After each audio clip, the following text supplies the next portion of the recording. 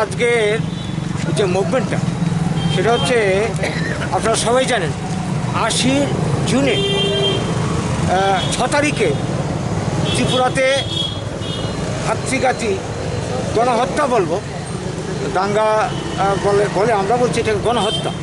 কারণ এই ঘটনা প্রিপ্ল্যান খুব সুপরিকল্পিতভাবে সংগঠিত করা হয়েছে। ৬ তারিখ ঘটনার সূত্রপাত হয় লেম্বুচড়া এবং মান্দাই দিয়ে, তারপর সারা ত্রিপুরায় ৯-১০ তারিখের মধ্যে গোটা ত্রিপুরায় ছড়িয়ে পড়ে। এই যে গণহত্যা, এই ৮০ জুনের গণহত্যা আমাদের জন্যে, ত্রিপুরা রাজ্যের বাঙালি সবার জন্যে এটা একটা অভিশাপ।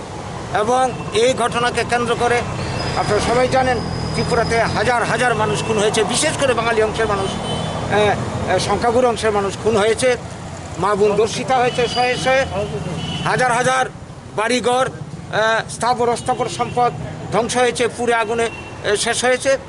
এবং তার যেটা ফল যেটা দাঁড়ালো, আমরা দেখলাম এই যে কয়েক লক্ষ মানুষ, বিশেষ করে বাঙালি অংশের মানুষ, জায়গা জমি বাড়িঘর স্থাবর অস্থাবর সম্পদ ফেলে পথের ভিখিরি হয়ে আজকে এরা সারা ত্রিপুরায় গাছতলায় পথে ঘাটে ঘুরছে। তো এই যে সমস্যা, এই সমস্যার সমাধান আজও হয়নি। আমরা ওই কাঞ্চনপুরের শরণার্থী, ভিন রাজ্য থেকে আসা শরণার্থী, এদেরকে এই রাজ্যে পুনর্বাসন দেওয়া হচ্ছে। এরা এই রাজ্যের মানুষ না। এই ৬০০ কোটি টাকা প্যাকেজ দেওয়া হয়েছে। আর এই রাজ্যের মানুষ, এই দেশের মানুষ, স্বাধীনতার মূল হুতা বাঙালি, এই রাজ্যের এই দেশের উন্নয়নের অংশীদার বাঙালি, আজকে এই উগ্রপন্থীর কারণে, এই বাঙালি বিদ্বেষী ষড়যন্ত্রের কারণে এই দাঙ্গার বলি হলো, এই গণহত্যার বলি হলো। এই একই চক্রান্ত আসামের বুকে ৮৩ সালে দাঙ্গা গণহত্যা হয়েছিল।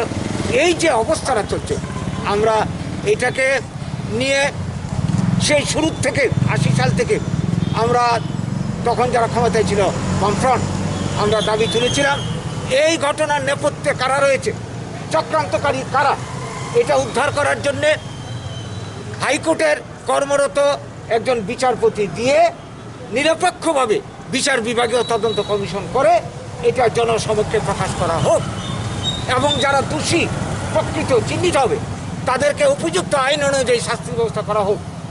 সেই সঙ্গে যারা নিরীহ মানুষ এই চক্রান্তের বলি হলো, তারা যারা স্বজন হারা হয়েছে, সম্পদ হারা হয়েছে, যারা মারা গেছে, তারা তো ফেরত আসবে না, কিন্তু তাদেরকে উপযুক্ত ক্ষতিপূরণ যাতে দেওয়া হয়, এবং যারা যেখানে বাড়ি করছিল তাদেরকে যাতে সেই জায়গাতে নিরাপত্তা দিয়ে পুনর্বাসনের ব্যবস্থা করা হয়।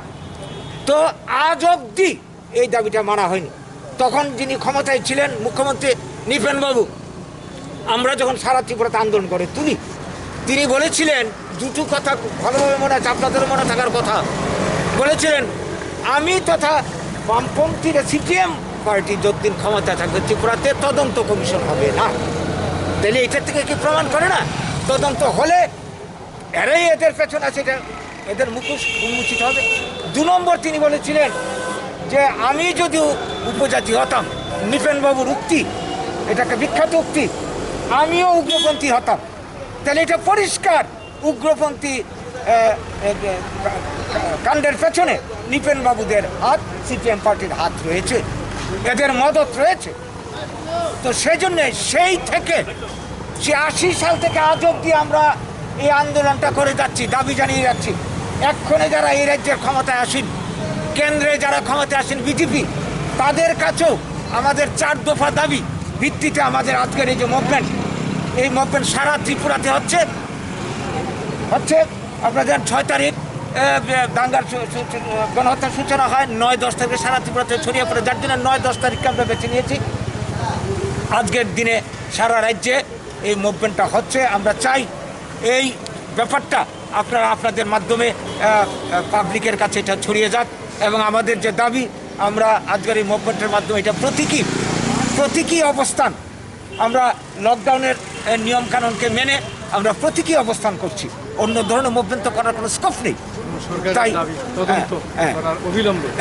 অবিলম্বে যাতে আমাদের এই দাবিগুলির দিকে সরকার ক্ষমতায় যাওয়ার আগে বর্তমানে যারা ক্ষমতায় আছে বিজেপি, এটা স্মরণ আপনারা জানেন, তারা বলেছিল যে আমরা ক্ষমতায় গেলে অতীতে সিপিএম পার্টি যত ধরনের অন্যায় অবিচার করে গেছে, দুর্নীতি করে গেছে, সব কিছু আমরা তদন্ত করে আমরা খুঁজে বের করবো প্রকৃত দোষীরা এবং তাদেরকে শাস্তি ব্যবস্থা করবো। আমরা তো দেখতে পাচ্ছি না কার্যকর্তা, তাই আমরা আবারও আন্দোলন করছি। আমরা সরকারের দৃষ্টি আকর্ষণ করতে চাইছি। আজকের মুভমেন্টের এটি আমাদের উদ্দেশ্য। আপনার নামটা? আমার নাম গৌরাঙ্গ রুদ্রপাল, আমি সচিব আমরা ত্রিপুরা রাজ্য কমিটি।